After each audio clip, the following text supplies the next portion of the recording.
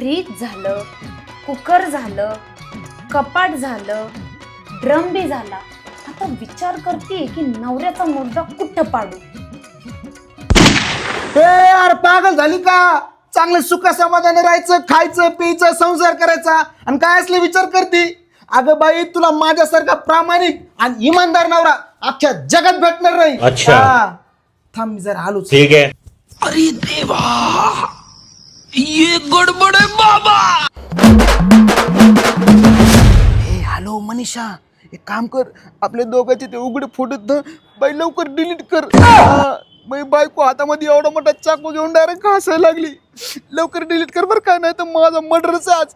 आठव लवकर. कुत्ता है तो कुत्ता. मम्मी काल आहे की नाही पप्पा एका बाईला उसात घेऊन जाऊ लागले.